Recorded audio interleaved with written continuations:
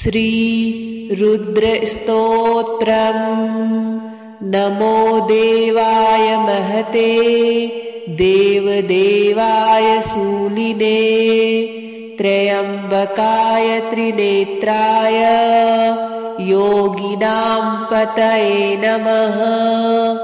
नमोऽस्तु देवदेवाय महादेवाय वेधसे संभवे स्थाणवे नित्यम् शिवाय परमात्मने।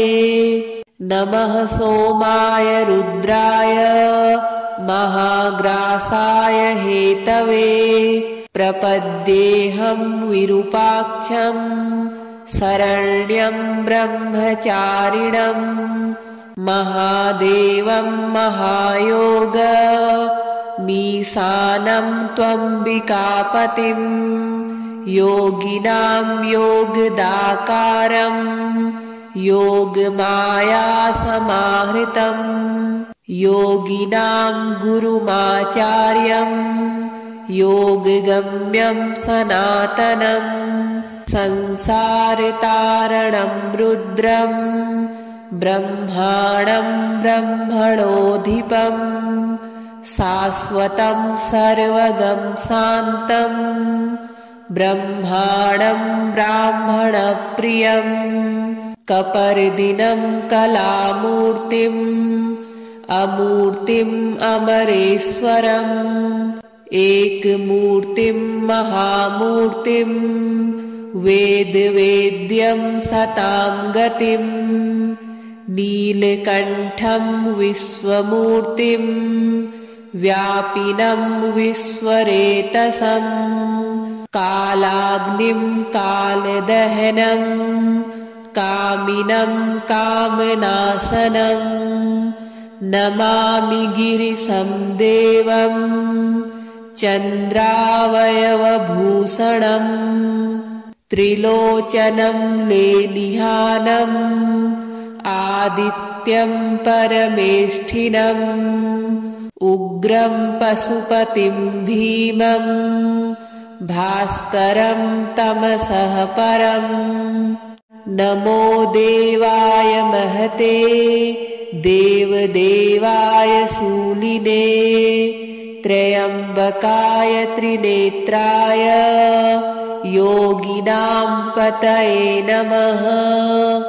नमोऽस्तु देवदेवाय महादेवाय वेधसे संभवे स्थाणवे नित्यम् शिवाय परमात्मने। नमः सोमाय रुद्राय महाग्रासाय हेतवे प्रपद्येऽहं विरूपाक्षं शरण्यं ब्रह्मचारिणं महादेवं महायोगमीशानं त्वम्बिकापतिं योगिनां योगदाकारं योगमायासमाहृतं योगिनां गुरुमाचार्यं योगगम्यं सनातनं संसारतारणं रुद्रं ब्रह्माणं ब्रह्मणोऽधिपं शाश्वतं सर्वगं शान्तं ब्रह्माणं ब्राह्मणप्रियं कपर्दिनं कलामूर्तिम् अमूर्तिम् अमरेश्वरम् एकमूर्तिं महामूर्तिं वेदवेद्यं सतां गतिं नीलकण्ठं विश्वमूर्तिं व्यापिनं विश्वरेतसं कालाग्निं कालदहनं कामिनं कामनाशनं नमामि गिरिशं देवं चन्द्रावयवभूषणं त्रिलोचनं लेलिहानम् आदित्यं परमेष्ठिनम् उग्रं पशुपतिं भीमं भास्करं तमसः परम्। नमो देवाय महते देवदेवाय शूलिने त्र्यम्बकाय त्रिनेत्राय योगिनां पतये नमः। नमोऽस्तु देवदेवाय महादेवाय वेधसे सम्भवे स्थाणवे नित्यं शिवाय परमात्मने। नमः सोमाय रुद्राय महाग्रासाय हेतवे प्रपद्येऽहं विरूपाक्षं शरण्यं ब्रह्मचारिणं महादेवं महायोगमीशानं त्वम्बिकापतिं योगिनां योगदाकारं योगमायासमाहृतं योगिनां गुरुमाचार्यं योगगम्यं सनातनं संसारतारणं रुद्रं ब्रह्माणं ब्रह्मणोऽधिपं शाश्वतं सर्वगं शान्तं ब्रह्माणं ब्राह्मणप्रियं कपर्दिनं कलामूर्तिम् अमूर्तिम् अमरेश्वरम् एकमूर्तिं महामूर्तिं वेदवेद्यं सतां गतिं नीलकण्ठं विश्वमूर्तिं व्यापिनं विश्वरेतसं कालाग्निं कालदहनं कामिनं कामनाशनं नमामि गिरिशं देवं चन्द्रावयवभूषणं त्रिलोचनं लेलिहानम् आदित्यं परमेष्ठिनम् उग्रं पशुपतिं भीमं भास्करं तमसः परम्। नमो देवाय महते देवदेवाय शूलिने त्र्यम्बकाय त्रिनेत्राय योगिनां पतये नमः। नमोऽस्तु देवदेवाय महादेवाय वेधसे सम्भवे स्थाणवे नित्यं शिवाय परमात्मने। नमः सोमाय रुद्राय महाग्रासाय हेतवे प्रपद्येऽहं विरूपाक्षं शरण्यं ब्रह्मचारिणं महादेवं महायोगमीशानं त्वम्बिकापतिं योगिनां योगदाकारं योगमायासमाहृतं योगिनां गुरुमाचार्यं योगगम्यं सनातनं संसारतारणं रुद्रं ब्रह्माणं ब्रह्मणोऽधिपं शाश्वतं सर्वगं शान्तं ब्रह्माणं ब्राह्मणप्रियं कपर्दिनं कलामूर्तिम् अमूर्तिम् अमरेश्वरम् एकमूर्तिं महामूर्तिं वेदवेद्यं सतां गतिं नीलकण्ठं विश्वमूर्तिं व्यापिनं विश्वरेतसं कालाग्निं कालदहनं कामिनं कामनाशनं नमामि गिरिशं देवं चन्द्रावयवभूषणं त्रिलोचनं लेलिहानम् आदित्यं परमेष्ठिनम् उग्रं पशुपतिं भीमं भास्करं तमसः परम्।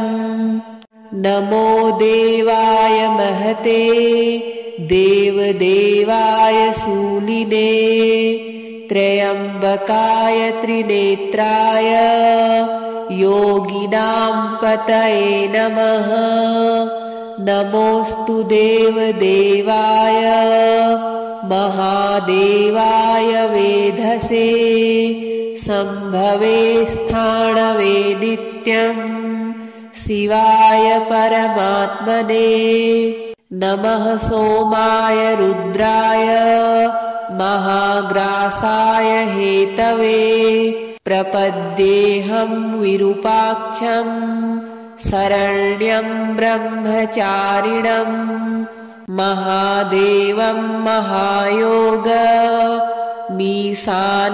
त्वम्बिकापतिं योगिनां योगदाकारं योगमायासमाहृतं योगिनां गुरुमाचार्यं योगगम्यं सनातनं संसारतारणं रुद्रं ब्रह्माणं ब्रह्मणोऽधिपं शाश्वतं सर्वगं शान्तं ब्रह्माणं ब्राह्मणप्रियं कपर्दिनं कलामूर्तिम् अमूर्तिम् अमरेश्वरम् एकमूर्तिं महामूर्तिं वेदवेद्यं सतां गतिं नीलकण्ठं विश्वमूर्तिं व्यापिनं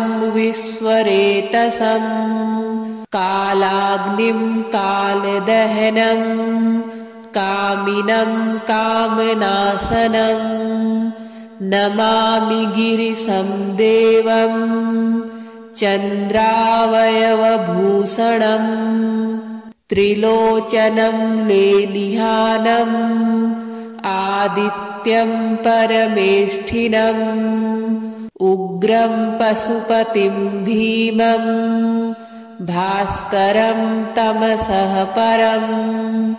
नमो देवाय महते देवदेवाय शूलिने त्र्यम्बकाय त्रिनेत्राय योगिनां पतये नमः। नमोऽस्तु देवदेवाय महादेवाय वेधसे सम्भवे स्थाणवे नित्यम् शिवाय परमात्मने। नमः सोमाय रुद्राय महाग्रासाय हेतवे प्रपद्येऽहं विरूपाक्षं शरण्यं ब्रह्मचारिणं महादेवं महायोगमीशानं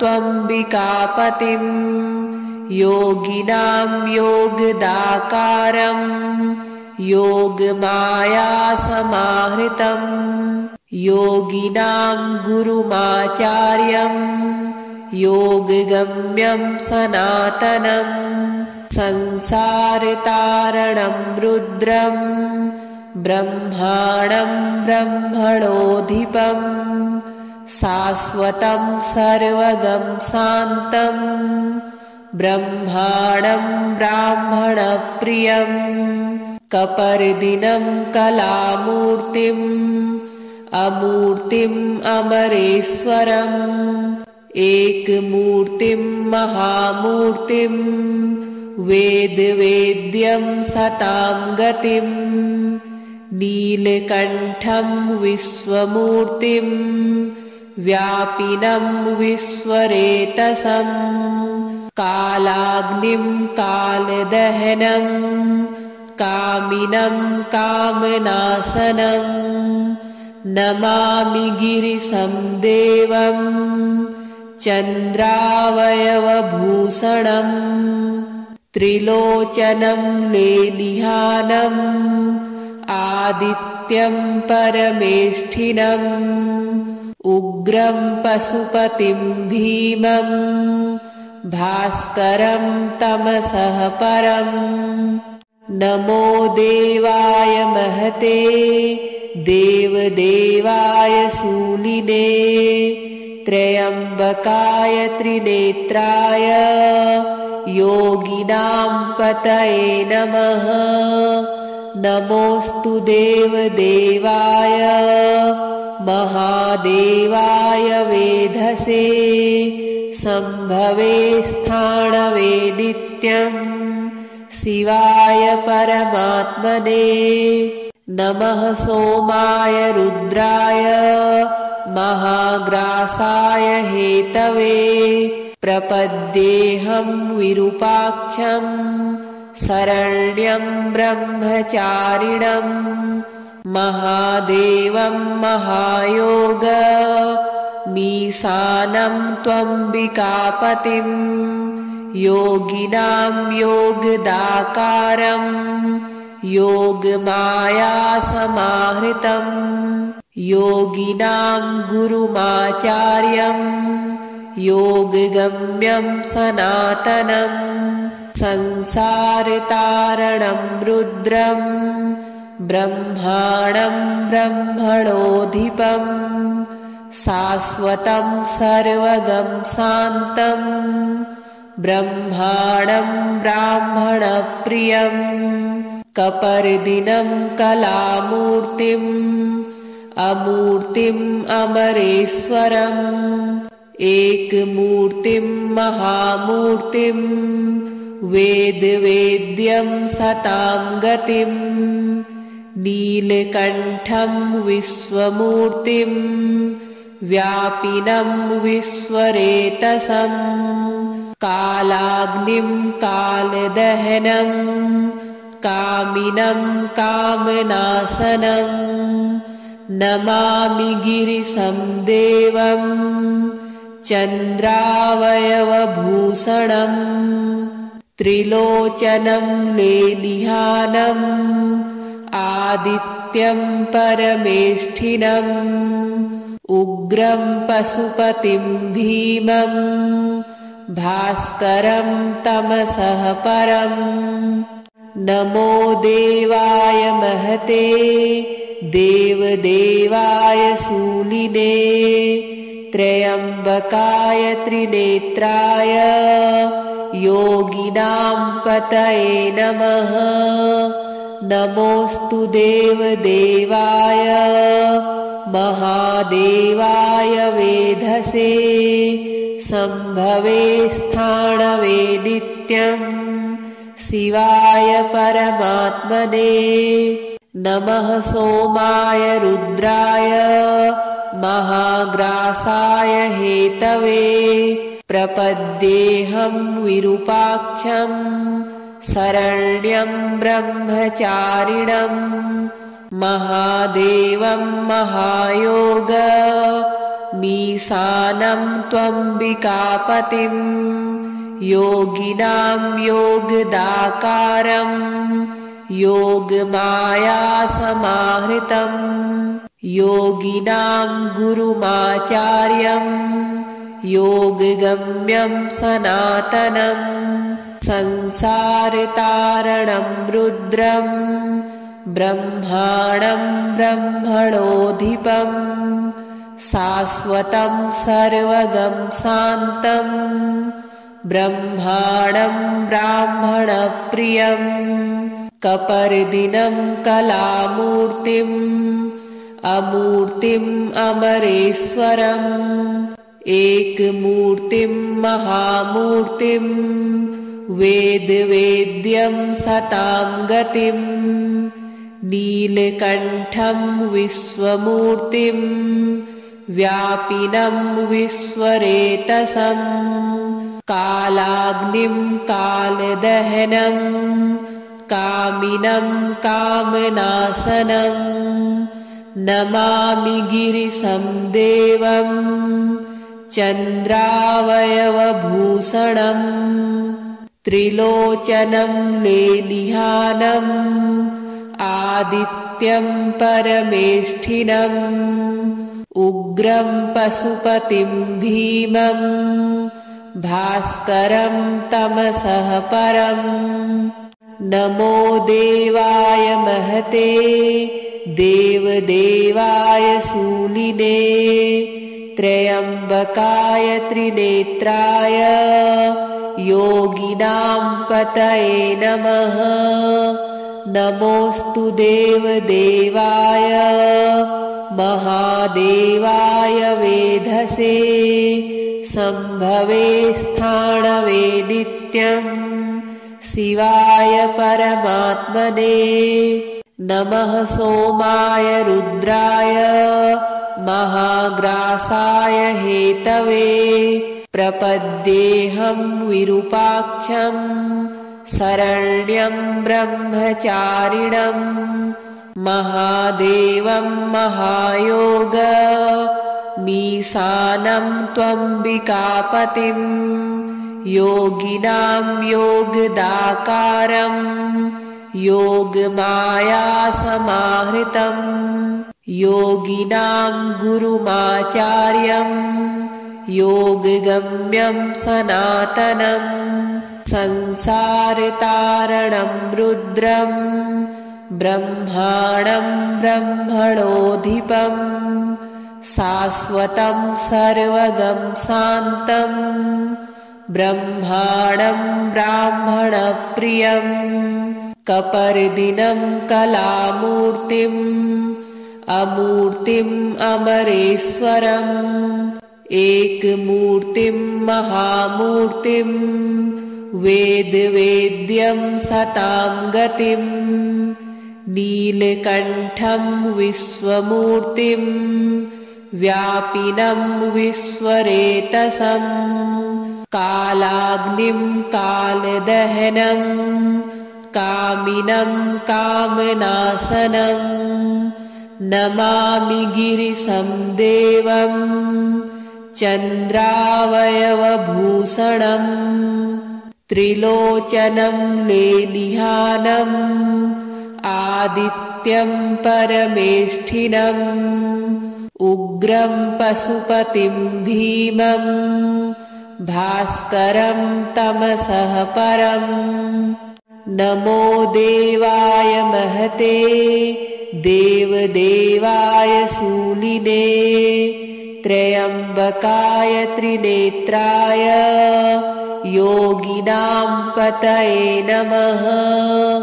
नमोऽस्तु देवदेवाय महादेवाय वेधसे सम्भवे स्थाणवे नित्यम् शिवाय परमात्मने। नमः सोमाय रुद्राय महाग्रासाय हेतवे प्रपद्येऽहं विरूपाक्षं शरण्यं ब्रह्मचारिणं महादेवं महायोगमीशानं त्वम्बिकापतिं योगिनां योगदाकारं योगमायासमाहृतं योगिनां गुरुमाचार्यं योगगम्यं सनातनं संसारतारणं रुद्रं ब्रह्माणं ब्रह्मणोऽधिपं शाश्वतं सर्वगं शान्तं ब्रह्माणं ब्राह्मणप्रियं कपर्दिनं कलामूर्तिम् अमूर्तिम् अमरेश्वरम् एकमूर्तिं महामूर्तिं वेदवेद्यं सतां गतिं नीलकण्ठं विश्वमूर्तिं व्यापिनं विश्वरेतसं कालाग्निं कालदहनं कामिनं कामनाशनं नमामि गिरिशं देवं चन्द्रावयवभूषणं त्रिलोचनं लेलिहानम् आदित्यं परमेष्ठिनम् उग्रं पशुपतिं भीमं भास्करं तमसः परम्। नमो देवाय महते देवदेवाय शूलिने त्र्यम्बकाय त्रिनेत्राय योगिनां पतये नमः। नमोऽस्तु देवदेवाय महादेवाय वेधसे सम्भवे स्थाणवे नित्यं शिवाय परमात्मने। नमः सोमाय रुद्राय महाग्रासाय हेतवे प्रपद्येऽहं विरूपाक्षं शरण्यं ब्रह्मचारिणं महादेवं महायोग मीशानं त्वम्बिकापतिं योगिनां योगदाकारं योगमायासमाहृतं योगिनां गुरुमाचार्यं योगगम्यं सनातनं संसारतारणं रुद्रं ब्रह्माणं ब्रह्मणोऽधिपं शाश्वतं सर्वगं शान्तं ब्रह्माणं ब्राह्मणप्रियं कपर्दिनं कलामूर्तिम् अमूर्तिम् अमरेश्वरम् एकमूर्तिं महामूर्तिं वेदवेद्यं सतां गतिं नीलकण्ठं विश्वमूर्तिं व्यापिनं विश्वरेतसं कालाग्निं कालदहनं कामिनं कामनाशनं नमामि गिरिशं देवं चन्द्रावयवभूषणं त्रिलोचनं लेलिहानम् आदित्यं परमेष्ठिनम् उग्रं पशुपतिं भीमं भास्करं तमसः परम्।